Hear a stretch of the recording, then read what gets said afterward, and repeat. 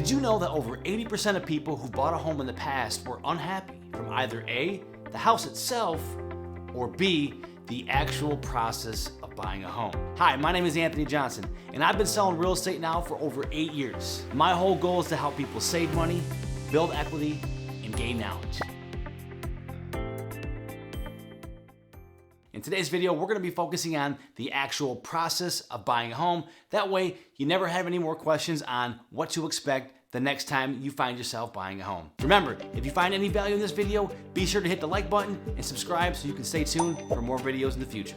I put together 8 simple steps that every home buyer should know when it comes time to buying a home from start to finish, and all you have to do is print the checklist off below. That way, next time you're buying a house, you know exactly what to expect next. The majority of the time when I sit down with someone, they tell me a pretty similar story. They get excited about buying a house, so what they do naturally is they go online and they go to places like Zillow, Realtor.com, Homes.com, Trulia.com, and they just start looking at homes. Now, I want to tell you right now, there's absolutely nothing wrong with this process, but what you need to know on the back side of those listings is a listing agent, not a buyer's agent, the listing agent. The very first thing that you should do is get pre-approved. And by pre-approved, I mean speak to a mortgage loan officer, someone that's going to have the ability to get you a pre-approval. Because when it comes time to finding a house, you're gonna need that pre-approval to be able to buy the house, unless of course you're paying cash. The next step in the process is finding a buyer's agent. I'll explain the difference between a buyer's agent and a seller's agent in a different video, but just know a buyer's agent has your best interest at heart. Not our best interest, your best interest. They're gonna make sure that you understand the process, they're gonna show you homes that you wanna see, and they're gonna make sure that you're able to sleep at night comfortably, knowing that you're making a good decision that's best for you. That leads us into step number 3. A good agent is going to sit down with you. They're gonna go over your wish list.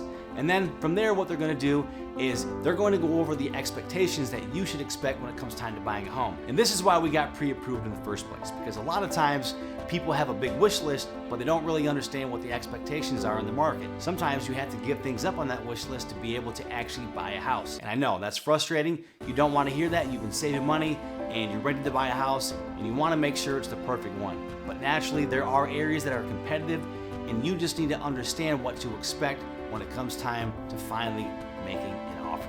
So we've gotten pre-approved, we found a buyer's agent, we've made a list. Now it's time to start shopping around. Now that the buyer agent has all this information, they're going to naturally set you up on some type of search. That way you can start to see homes that are specifically tailored towards your wish list. So you've been shopping around for a while now and you finally nailed down one that you want to make an offer on. The next step in the process is to make an offer. There's a lot of steps involved with making an offer, and even though it's going to be very quick in this video, I want you to understand that a good agent is going to thoroughly break down all of your options, go over all the different avenues, strategies to make sure that you're very competitive if need be, and if it's not a competitive market, to make sure that offer is definitely tailored in your best interest. If you have any questions about this and you live here in the state of Michigan, you're always welcome to reach out to me, and I'll be more than happy to help you out. If not, get with your nearby agent and they'll explain exactly what this means. The next step in the process is doing your inspection period. And I'm going to naturally assume that you had an inspection period in your offer and it was accepted as written. Your inspection period is your get out of jail free card. This is your time, your opportunity to do your due diligence, to go out there, look at the property, have a licensed inspector come out to look at the property, have family members come out and look at the property, whoever you want, have anyone out there to evaluate it to make sure that you're making the right decision and that you can sleep at night knowing that this is the house that you want to buy. The next step in the process is the appraisal. Anytime that you're taking the mortgage out, meaning that you're not paying cash and you're borrowing money from a bank, an appraiser has to go out there and they have to assess the value. Now, what does this mean? Let's say that hypothetically, you wrote an offer for a house for $200,000. This was the accepted price. The appraisers are going to go out there and they're going to try to justify the value. The whole goal of a good real estate agent is to try to make sure that this house that you get accepted meets at least the appraised value. Now, obviously, our whole goal is to try and get you some equity, meaning the house appraises for more than what you actually bought it for. So in this scenario, you bought it for $200,000. The appraiser went out there and said the house is worth $210,000. Congratulations, you're now walking into a home that has $10,000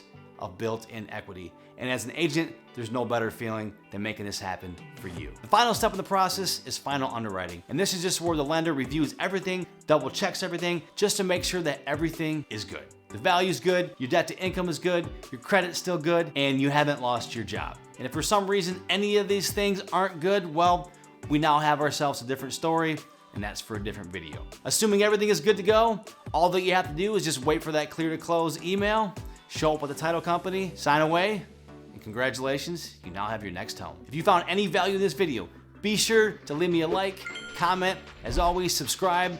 It'll really help me. It'll help the algorithm understand that this video is worth people's attention. And as always, thank you so much. We'll see you on the next video.